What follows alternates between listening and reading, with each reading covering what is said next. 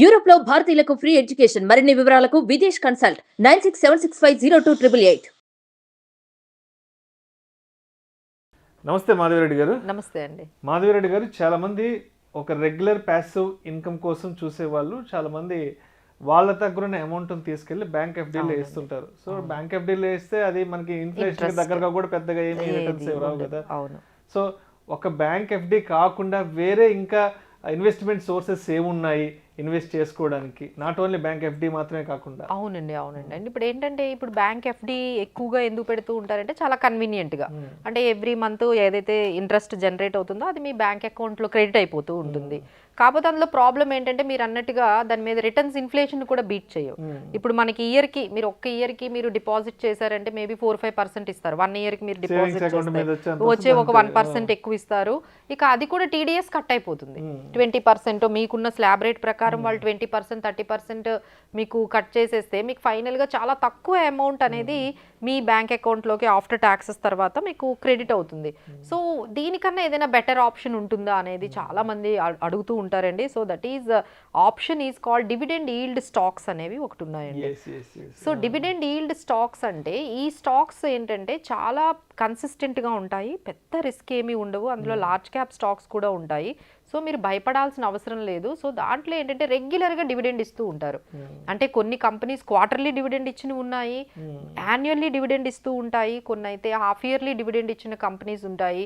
So మీరు ఇలా జాగ్రత్తగా కొంత అమౌంట్ని కానీ మీరు ఇప్పుడు మేము చెప్పినట్టుగా ఈ డివిడెండ్ ఈల్డ్ స్టాక్స్లో కానీ మీరు పెట్టుకున్నట్లయితే మీకు ఇంకో మంచి ఆప్షన్ కనపడుతుందండి. ఎందుకంటే మీరు బ్యాంక్ ఎఫ్డీలో పెడితే ప్రిన్సిపల్ పెరగదు, మీరు ప్రిన్సిపల్ అనేది అలానే ఉంటుంది. కానీ డివిడెండ్ ఈల్డ్ స్టాక్స్లో పెట్టుకున్నారనుకోండి, మీకు డివిడెండ్ ఈల్డ్తో పాటు కొంచెం క్యాపిటల్ గెయిన్ కూడా, అంటే మీ షేర్ ప్రైస్ కూడా పెరుగుతూ ఉంటుంది.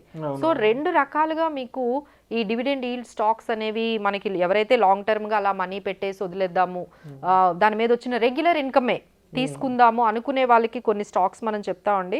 లైక్ కొంచెం తక్కువ అంటే ఇందులో లో ఈల్డ్ ఇచ్చిన స్టాక్స్ ఉన్నాయి. లైక్ టీసీఎస్ కానీ, హెచ్యుఎల్ కానీ, హెచ్డిఎఫ్సి బ్యాంక్, ఎస్బీఐ, తర్వాత మనకి భారత్ పెట్రోలియం, బ్రిటానియా, అంటే ఇలాంటి స్టాక్స్ భయపడరు. ఎందుకంటే these are all large cap stocks. TCS కానీ, హెచ్డిఎఫ్సి అండ్ బ్రిటానియా, మనకి BPCL, state bank of India, ఇలాంటి స్టాక్స్ని కొంచెం మనం బిలీవ్ చేస్తారు కాబట్టి స్టేబుల్గా ఉంటాయి కాబట్టి భయపడకుండా మీరు ఇలాంటి స్టాక్స్లో పెడితే మీకు రెగ్యులర్గా మీకు డివిడెండ్ వస్తూ ఉంటుందండి. ఇంకొంచెం బెటర్ కావాలి అంటే ఇంకొంచెం ఎక్కువ ఈల్డ్ వచ్చే స్టాక్స్ కావాలి అంటే ఆర్ఈసీ, నాల్కో, ఇన్ఫోసిస్, ఐటీసీ వీటిల్లో మనం పెట్టుకోవచ్చండి. ఇంకా హై డివిడెండ్ ఇచ్చే అంటే కొంచెం రిస్క్ ఎక్కువ అయినా తీసుకుందాం అనుకునే వాళ్ళకైతే వేదాంత, మనకి Hindustan zinc, coal India, ONGC, oracle ఇలాంటి స్టాక్స్ని మీరు సెలెక్ట్ చేసుకోవచ్చండి. సో దీనివల్ల మీకు మంచి రిటర్న్, డివిడెండ్ ఈల్డ్తో పాటు మీకు క్యాపిటల్ గెయిన్స్ కూడా మీకు వస్తూ ఉంటాయి. సో ఇది ఎవ్రీ మంత్ కూడా వచ్చే డివిడెండ్స్ ఉన్నాయండి. అంటే దెర్ ఆర్ సర్టన్ స్టాక్స్, అంటే కొన్ని స్టాక్స్ ఒక్కొక్క మంత్ ఇస్తూ ఉంటాయి. ఎగ్జాంపుల్ మీరు టీసీఎస్లో పెట్టారనుకోండి, అది ఎవ్రీ జనవరికి పే చేస్తారు. అలానే మనకి క్రిసిల్ ఫిబ్రవరిలో పే చేస్తారు, కోల్ ఇండియా వాళ్ళు అయితే మార్చిలో పే చేస్తారు, హెచ్డిఎఫ్సి వాళ్ళు ఏప్రిల్లో పే చేస్తారు, ఐటీసీ వాళ్ళు మేలో పే చేస్తారు. సో ఇలా మీరు ఐసిఐసిఐ బ్యాంక్లో అయితే జూన్లో పే చేస్తారు మంత్లీ.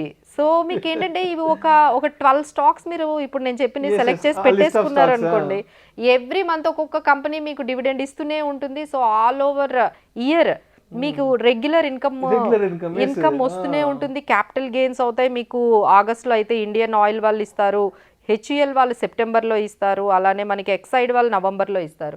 సో ఇలా మనకి కంప్లీట్ క్యాలెండర్ ఉందండి.